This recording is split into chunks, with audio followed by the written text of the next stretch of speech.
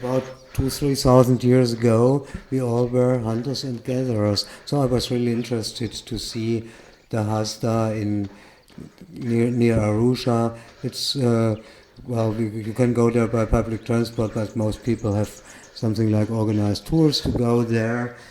If you do it on your own, you have to take a bus to Karatu and Land Rover then to Mongola.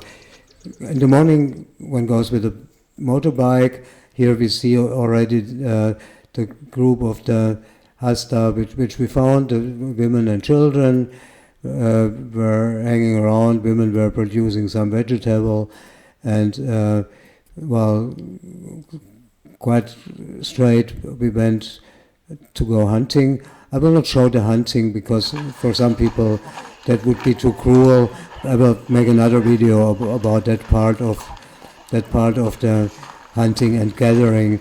So we went quite fast, and quite soon we found a tree where there was a bee comb, a honeycomb beehive. Some of the beehives were already been used and were closed again by stones. Others were completely new. Some even they opened with knives. It's interesting that in that bush around there were so many trees with bees that you could always find, and you could always every day they could find those honeycombs, and they ate the honey and the bee larvae, and this seems to be a quite important part of their food. That the bee stings, I had the impression it doesn't, they don't bother too much. Even the young boy was stung dozens of times, but the bees were not so very aggressive. I was pretty near to them and was not stung at all. Here you can see them. You can see them removing some of the bees poison stings there, but mostly they left it just like it is. Even the dogs ate some of the honey. Yeah, here there was a little pause hanging around.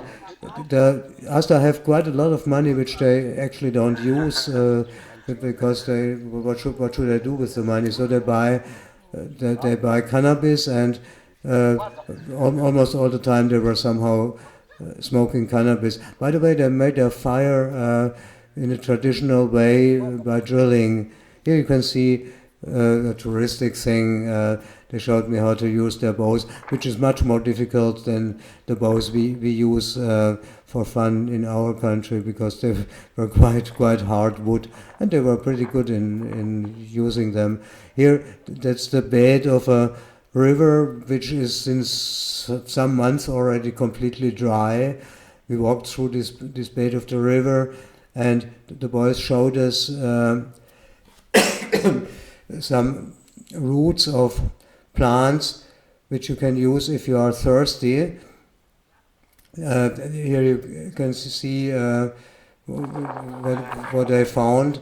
You remove the skin of that root, and there's a lot of water. You chew the water out of this plant, so you can survive even in the dry season. Then we came back to the village. There were about 10 of those huts, two different kinds of huts. One for the night, which is a little more solid, and one for the daytime, which is more open. So one can sleep there in the shade,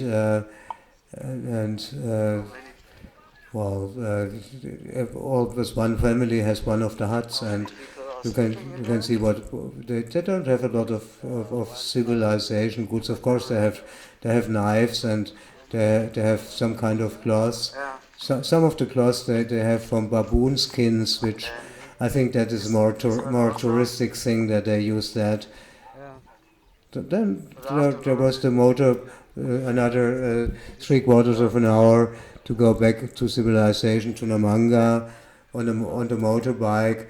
Because it's pretty. If you participate in this hunting, it's pretty exhausting. If you are interested, you're welcome to see the other video where I show the hunting of little animals and birds.